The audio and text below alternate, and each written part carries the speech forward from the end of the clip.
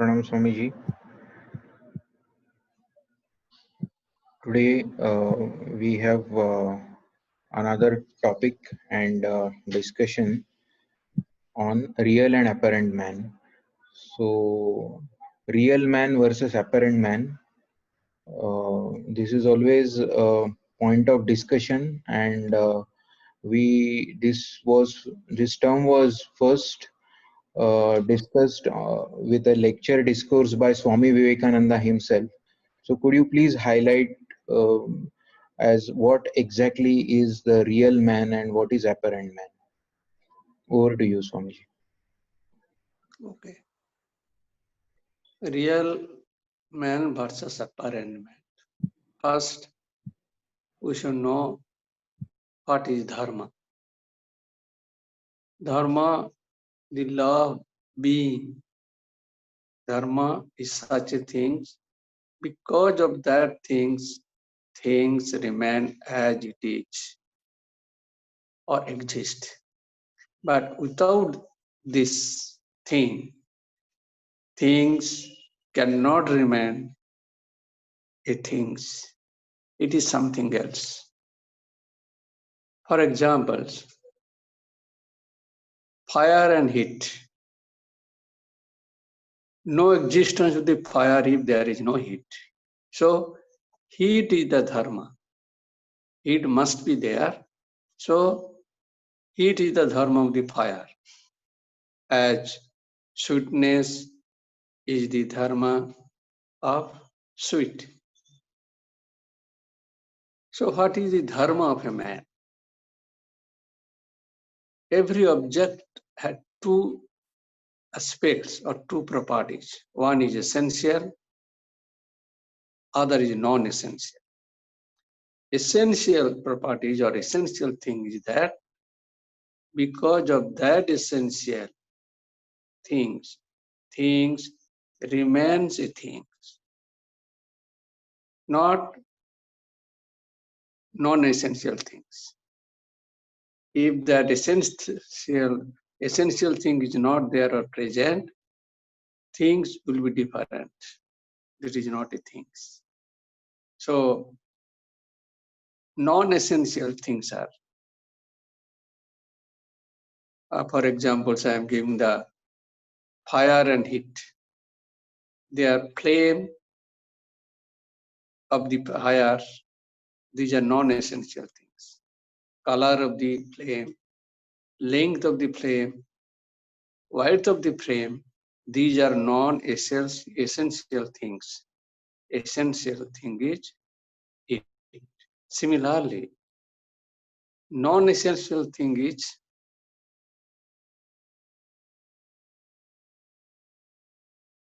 our eyes, ear, leg, mouth, head, brain, chest. These are all non-essential things. That means these are not non-essential in that things. Man can live even he has no one leg, two hand, even eyes is not there, still man can live. So that essential part, that is called dharma, is the must present there, so that he can continue to live as a man. So dharma of a man is that essential part. What is that essential part? For that man is living, or we call the man by anything, any properties. That essential thing is divine spark, touch of life. If life is not there, whatever body you have, color, skin color, your beauty, length, height, these are dead non-essential things. So essential things of dharma is touch of life, divine consciousness. That is what Atman, soul, sometimes. This is the, we sometimes call dharma, or essential things. Swami Vivekananda used to tell, the nature of man is physical and spiritual. spirituality, that is the essence of dharma, essence of man. If spirituality is not there, only physicality is there. So that man is apparent man. Real mean who has aware of that awareness, divine spark. Here also Swami Vivekananda has given a beautiful example of the salt. If a saltiness is not there, salt does not remain a salt, something. Saltiness is the essence, dharma of the salt. So human life, the essence is, what is essence? Essence is this divine spark. Sometimes you call soul, sometimes it is called dharma. Our dharma, what is the nature of the man of the dharma? That who is always aware of the divine spark, who is always aware of the soul or Atman, it is a touch of the life. So Swami Vivekananda, that we call the real man and apparent man. Apparent man who does not believe in the soul, who only believe on the non-essential things. These are apparent man. And that real man who believes in the dharma, essence, spiritual essence, the spark of the divinity. So a real man is beyond cause and effect. That means spirit, dharma, atma, these are the spirit. So they know it, they love it, they believe in Atman. They always remain in the spirit. So they are beyond cause and effect. And apparent man, they are not aware of that spark, divinity. They only believe, love non-essential things, body, glamour, then worldly things, worldly positions, everything they want, outside world. The real man loves the inner asset, whereas the apparent man loves the outer assets, outer things. So real man always blissful. They have no unhappiness because they always aware of the spirit, divine spark. That is called the real man, means always live in the spirit. Whereas apparent man always live in the non-essential things, not in the spirit, matter. Spirit and matter. So they are the real man and apparent man. This is the difference.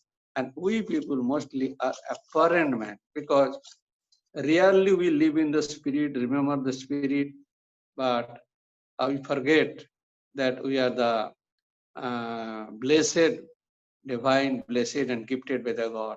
Whereas apparent man does not remember it, believe it, that gifted by the God. Whereas the real man always thinks, believes. In our actions also will understand that there is this real man who always lives things of the spirit. One example I am giving. One guru was searching his proper successor or chala so that he can have a peace of the mind. For a long period of the time, he is searching for the right person to hand over his Mott's property to become a chala, to get a chala. Suddenly, two friends came to him and asked him, Guruji, make me your chala, your disciple. That Guruji are happy, but he want to test them. whether they are fit or not, whether they are real man or apparent man. That you can say. I have to test it. Really, you are a real man or apparent man? In actions, it can be proved.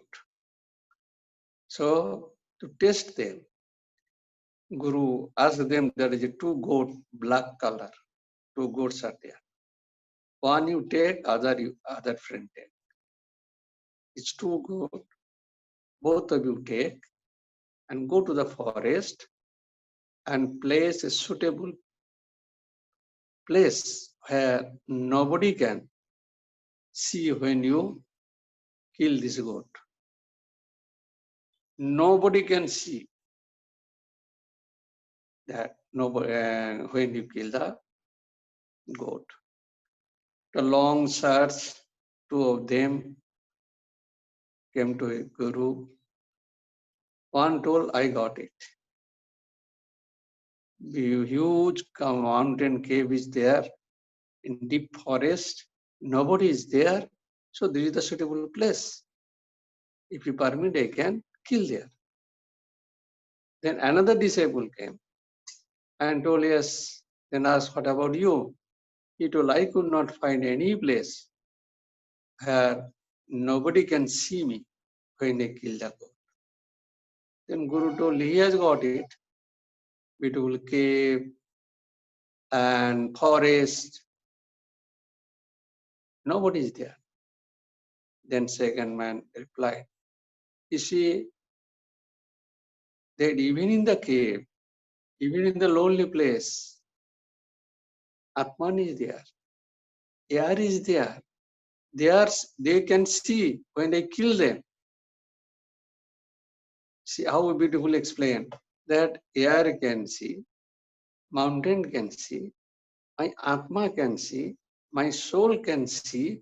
Then, so there is no place which is not seen by God or Atman. In this world, no place is there. No place is there. I can kill a goat. So, how he told? Because he always aware of the goal and Atman and spirit. Spirit is pervading and everywhere. So he is the real man. Guru then understood who is the real man because he always think of the spirit. So Guru selected that particular boy who told, I don't find any place in this world it is unseen by anybody. That Atman is the spirit is there. So he is the real man who is always aware of the Atman spirit, and other one is apparent man like us. That people are not seeing, or people are not seeing means your taste only the people. Beyond people, there is a real man. So Swamiji one place told that apparent man is journey from the apparent man, it transform them to the real man. So our journey is from apparent to real man, to the spirit. So this is the real man and this is the apparent man. So long as we are aware of the non-essential things, that is external world, material world, we are apparent man. And as the moment we change our views and love toward the spirit, not the non-essential things, essential things, try to love, cultivate and remember, then you become the real man. This is the difference. Clear, still clear that great minds, great DCs, they are the real man because they are always aware of the Atman. Consciousness is full of soul, light, divinity, whatever you say. And the apparent man like us, we are aware only wealth and money and etc. I think it is clear to you. Yes, yes, Swamiji. You have highlighted today about the real and apparent man. There are two questions for you. You have highlighted that a real man is always blissful, cheerful, because the real man is concentrating all the time on spirit.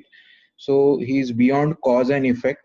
So the question is this practice of journey towards real man possible in our day-to-day life as we are in family and in society? And the second question is, when there are difficulties or situations which are adverse situations in life, what is how the real man reacts to it? How is it possible to remain cheerful and blissful at that time? Over to you, Swamiji.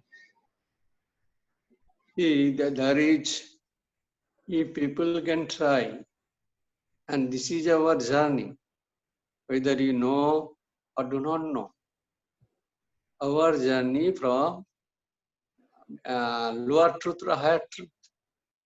Real man is a higher truth. Apparently, the lower truth, that is some is words. So, you have to proceed, there is a method. In between, if you tell there are so many difficulties, so many things are happening, it is not possible for me, or some people can say, okay, that is not for you. For that, it is not that your process should be reduced, or there is no concession, there is no relaxation. Unless you get the 80%, 90% marks, you cannot have the first class pass. Similarly, whatever difficulties coming, that is for you, that is not for you. You may think like it is not possible. Possible only through practice. If you are not able to practice, not the always say the difficulty. For that there is no compromise. You cannot the truth cannot, you cannot the lower the truth. So it's a question of whether I'll get it or not. That is upon you, depends on you. You have to decide. Even in the working field, difficulty is that you have to solve it, and even difficulty is a period. These people who are little bit arrogant themselves, their reaction will be very less. Very less means they are not so much agitated. Mind is very peace and blissful. Balanced mind they will answer. Just like a very mature, aged people, how they react, whatever temptation come, and the very sympathetic and smooth way. So that way they can react. Not like a just like a tiger, dog, just barking, barking, barking. So the difference you'll find it that he's proceeding toward the real man. And whatever difficulties come, that is up to you. And for that you cannot lower the truth. You have to face. Yes. Thank you very much, Swamiji.